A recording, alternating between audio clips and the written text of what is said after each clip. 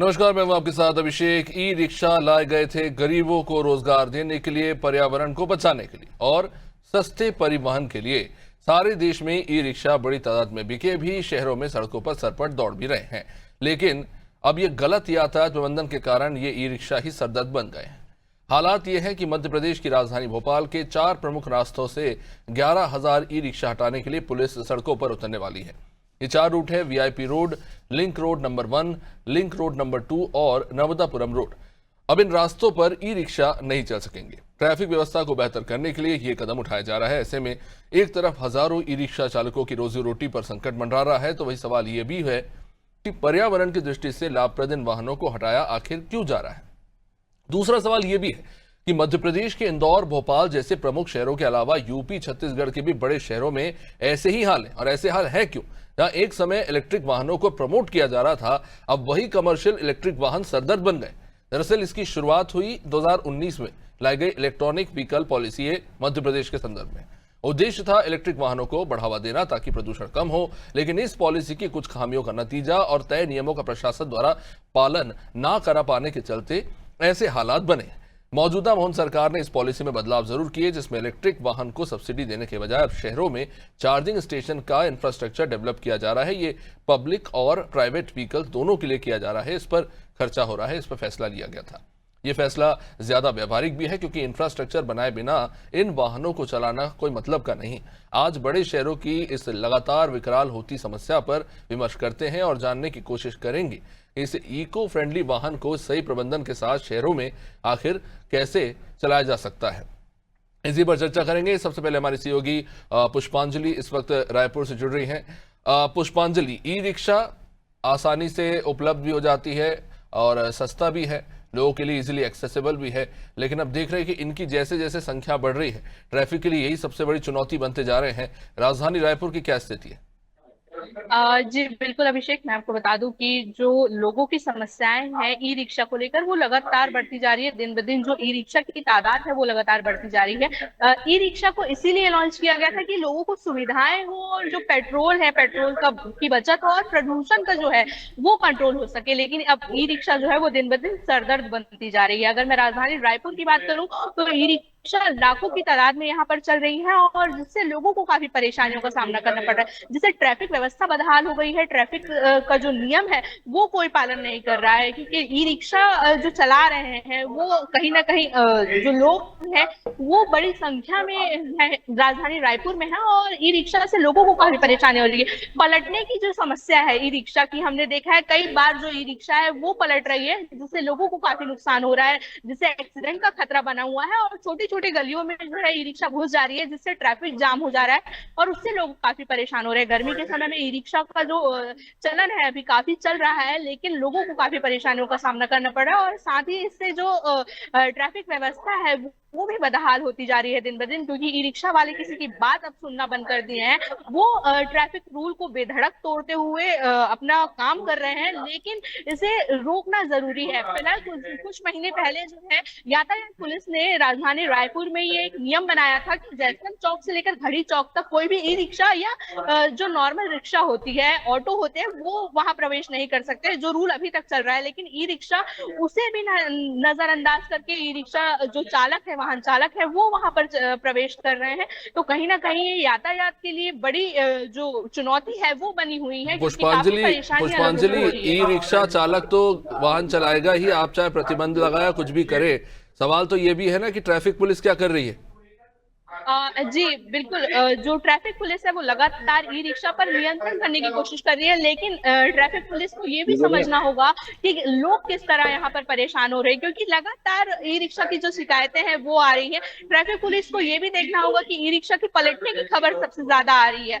तो कहीं ना कहीं ई रिक्शा के लिए एक बड़ा कदम उठाना अभी फिलहाल जरूरी है, क्योंकि ई रिक्शा काफी परेशानी बनी हुई है, कहीं भी पलट जा रही है किसी पर भी। क्योंकि राजधानी रायपुर में कुछ महीने पहले देखा गया था कि घड़ी चौक में ई रिक्शा पलटने से एक महिला की मौत हो गई थी, जिसके बाद जो यातायात है उन्होंने अभी तक कोई फैसला नहीं लिया है। तो कहीं ना कहीं एक बहुत ही चिंताजनक विषय है। राजधानी रायपुर वासियों के लिए भी ये चिंताजनक विषय है, और छत्तीसगढ़ में जितनी जगह भी ई रिक्शा की तादाद बढ़ी है उनके लिए चिंताजनक विषय है। जी अभिषेक।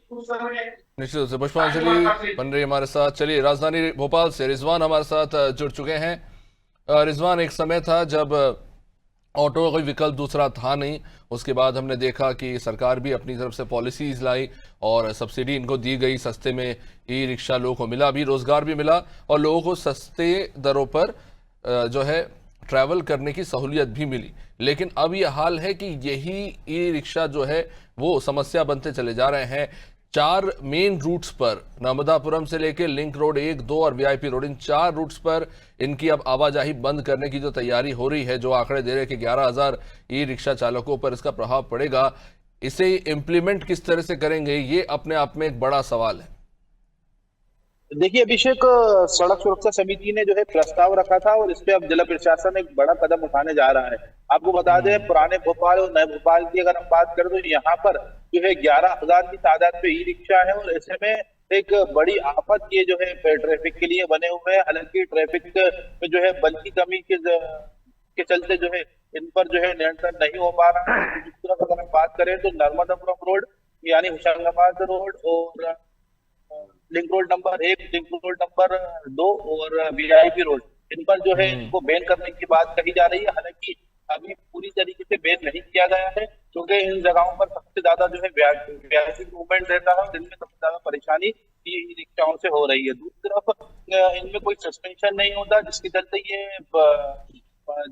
जल्दी जो है पलट जाते हैं। कई बड़े हादसे राजधानी भोपाल में हो चुके हैं और जिसके सोशल मीडिया पर वीडियो वायरल हुए हैं और इसमें बिना परमिट की जो रिक्शा है ये सड़कों पर दौड़ रहे हैं। और भोपाल ट्रैफिक पुलिस जो डीसीपी हैं संजय सिंह, उन्होंने भी इस बात को लेकर कहा है, जिस तरीके से हजारों की तादाद में जिस तरीके से ई रिक्शा मध्य प्रदेश की राजधानी भोपाल की सड़कों पर दौड़ रहे हैं वो काफी आफत बने हुए। एक तरफ मेट्रो का काम, ब्रिज का काम और कई विकास कार्यों को काम हो रहा है और ट्रैफिक जाम की स्थिति बनती है और इसी भी ये बेतरतीब तरीके से जो ये ई रिक्शा चालक है वो चलाते हैं और जिससे कई बड़ी घटनाएं होती है और ट्रैफिक जाम की स्थिति बनती है। इससे में सबसे पहले भोपाल कलेक्टर ने जो है एक्शन लिया था और ट्रैफिक डीसी संजय सिंह, उन्होंने भी इस पर एक्शन लिया था। कई कार्रवाई भी इनको लेकर की गई थी, लेकिन वो सिर्फ कार्रवाई एक समय देखने को मिली, उसके बाद फिर ई रिक्शा जो है धड़ल्ले से जो है अपने नियमों की धज्जियां उड़ाते दिखाई दे रहे हैं।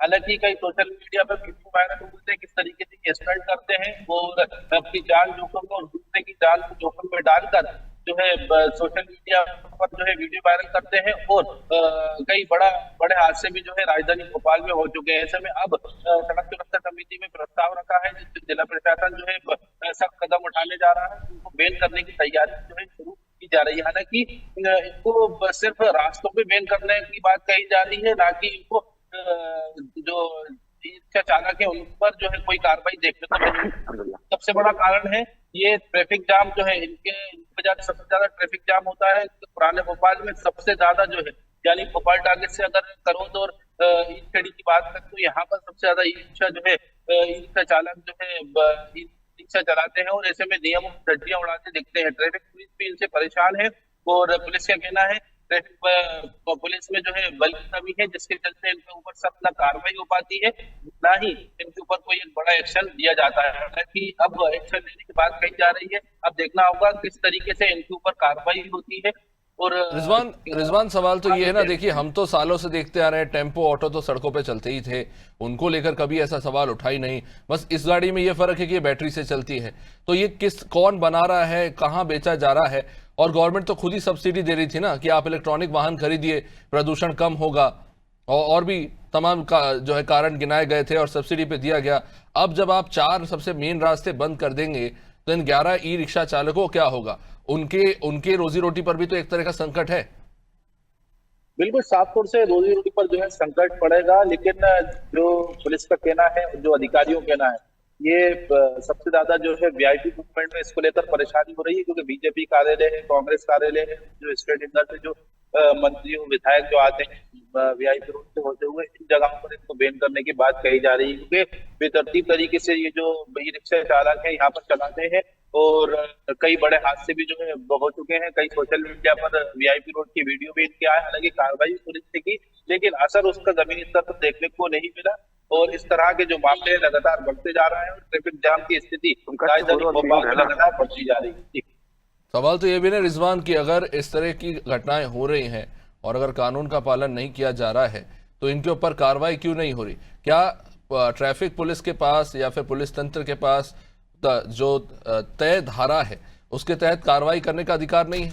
जो कार्रवाई साधारण लोगों पर होती है हेलमेट ना पहनने पर, अगर ऑटो चालक अगर लापरवाही से ड्राइव कर रहा है, उसका परमिट नहीं है, रजिस्ट्रेशन नहीं है, तो कार्रवाई होनी चाहिए। ये तो साधारण सी बात है।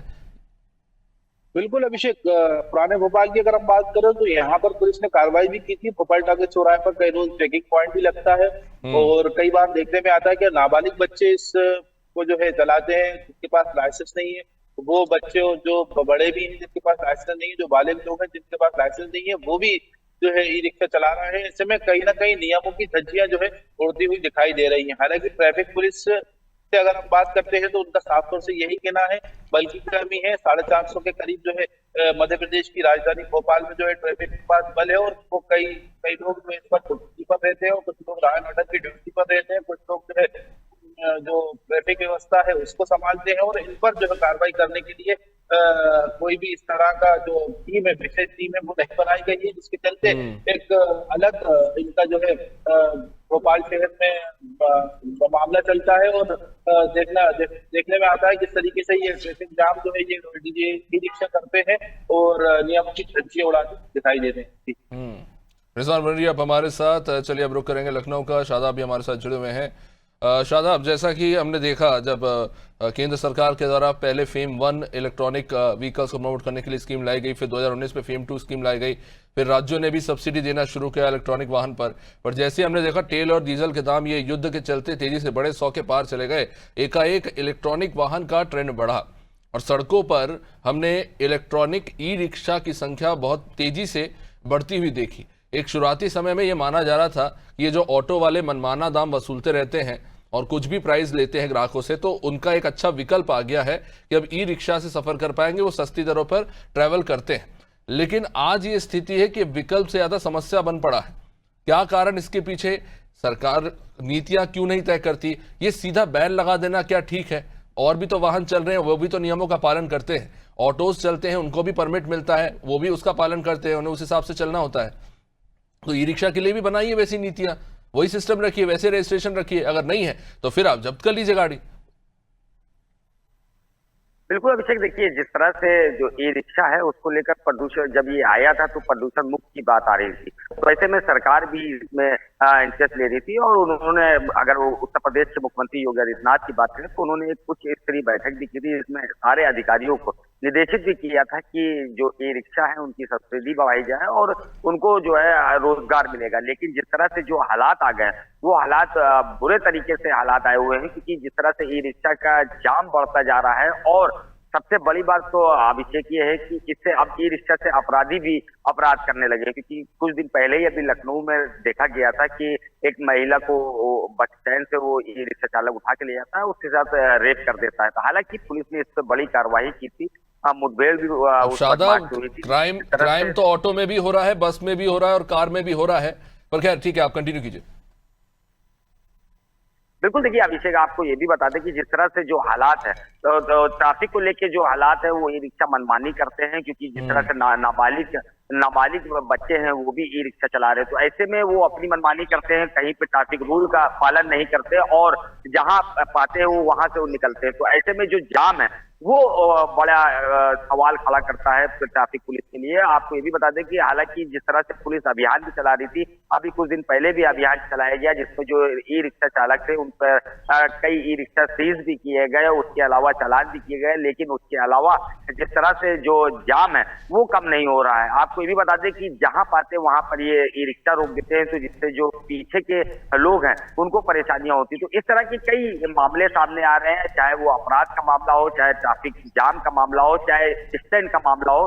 अब तो यहाँ तक नौबत आ गई कि ई रिक्शा चालक स्टैंड भी करने लगे हैं, जिससे जो हादसे हैं वो बढ़ते देखने को मिल सकते हैं। हालांकि पुलिस का साफ तौर पर यही कहना है कि हम कार्रवाई कर रहे हैं, लेकिन कार्रवाई सिर्फ कागजों में नजर आती है, असली हकीकत जो वो है वो तस्वीरों में देखने को मिलती है। अभिषेक, इससे बड़े मामले सामने आ रहे हैं, चाहे वो कोई भी ऐसे मामले हो जिस तरह के देखने को मिलते हैं अभिषेक। तो ऐसे में अब जो प्रशासन है वो सख्ती बरतने की बात कर रहा है, क्योंकि मेन जो पहुंच इलाके हैं वहां पर तो बैन किया हुआ है ई रिक्शा को, लेकिन अगर वही लखनऊ के पुराने लखनऊ की बात की जाए तो वहां पर ई रिक्शा की भरमार है, क्योंकि जिस तरह से जाम लगता है वहां पे जो आम जनता है उनको भी परेशानियों का सामना करना पड़ता है। वही आपको ये भी बता दें कि जिस तरह से जो मनमानी तरीके से पैसा वसूलते हैं वो भी देखने को मिला है।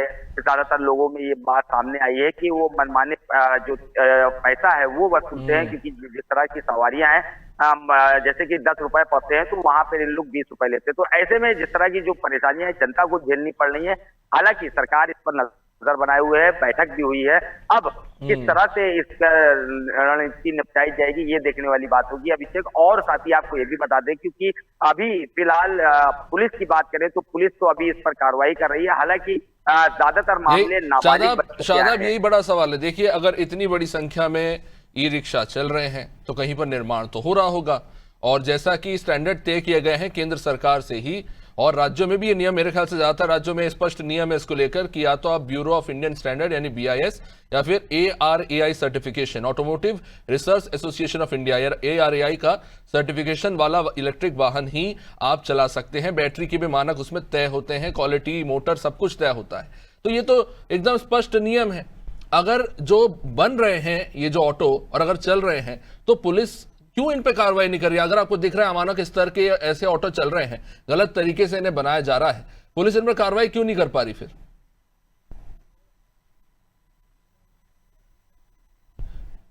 चल, लगता है कनेक्शन टूट गया है, सीधा रुक करेंगे अब उत्तराखंड का। उत्तराखंड की बात कर लेते हैं। सोनू हमारे साथ इस वक्त जुड़े हमारे सहयोगी।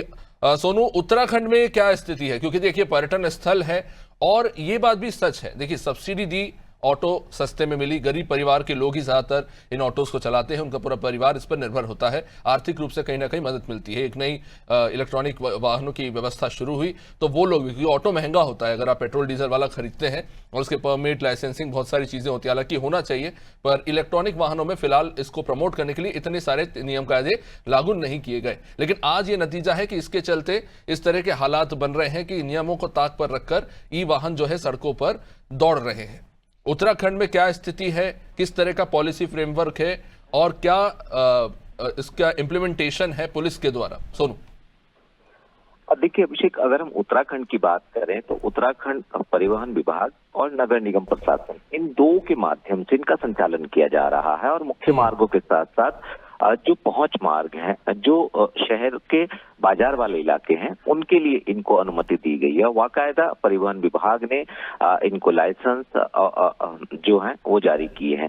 ऐसे में कई बार ये ट्रैफिक का कारण बनते हैं, कई बार इनकी मनमानी सामने आती है और पुलिस जो है वो इनको नियंत्रित नहीं कर पा रही है। तो कहीं ना कहीं सरकारी तंत्र का जो इन पर अंकुश है वो पूरी तरह से नजर नहीं आ रहा। या हम ये कह सकते हैं अभिषेक कि जिस उद्देश्य को लेकर के ये प्लानिंग की गई थी वो पूरी तरह से साकार नहीं हो पा रहा है। तो ऐसे में कहीं ना कहीं जो प्रबंधन तंत्र है उसको दोबारा से अपनी रणनीति में बदलाव करने की आवश्यकता है, ताकि जिस उद्देश्य को लेकर के इसको लाया गया था वो उद्देश्य साकार हो सके। जहां तक रूट्स की बात है, जहां तक इनके रोजी रोटी की बात है, जहां तक संचालन की बात है, ये सारी की सारी व्यवस्था सिर्फ और सिर्फ परिवहन विभाग और नगर निगम प्रशासन के पास है और इनके संचालन के दौरान जो ट्रैफिक पुलिस है उसका नियंत्रण है।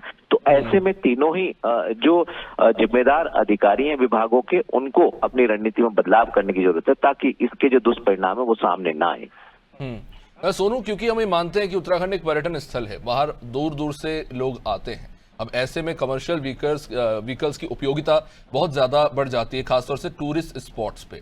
तो उत्तराखंड में किस तरह से इंप्लीमेंट किया जा रहा है कि इस बात का ध्यान रखें कि जो लोग वहां पे आ रहे हैं उनसे अत्यधिक वसूली ना की जाए, और जो वाहन वहां पे दौड़ रहे हैं सड़कों पर, जो ई व्हीकल्स दौड़ रहे हैं, वो सुरक्षा मानकों पे खरे उतरे, इसे किस तरह से इंप्लीमेंट किया जा रहा है वहां पे? या वहां पे भी वही चूक हो रही है जो बाकी तमाम राज्यों में हम देख रहे हैं?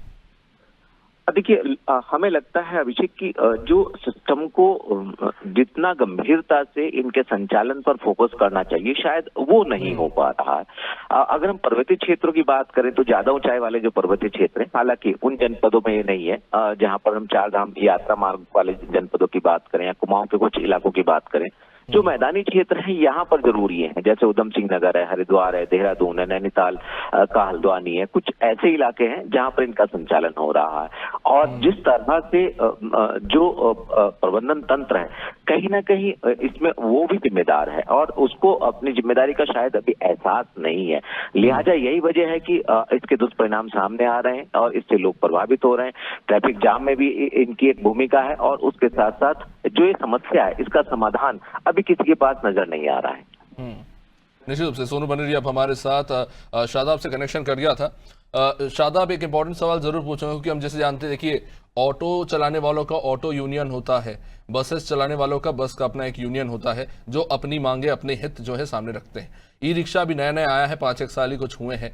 क्या ये एक बड़ा कारण है कि इनका कोई एक समूह नहीं है, कोई यूनियन नहीं है, जिनको कोई प्रतिनिधि नहीं है जिनसे सीधा बात करें और जो तालमेल बैठ नहीं पा रहा है, चाहे ट्रैफिक पुलिस के साथ ई रिक्शा का हो या जो नीतियां बनाई गई है उसको लागू करने की हो? अगर कोई रिप्रेजेंटेशन इनका होगा तो शायद एक बेहतर समाधान खोज पाएंगे बातचीत करके।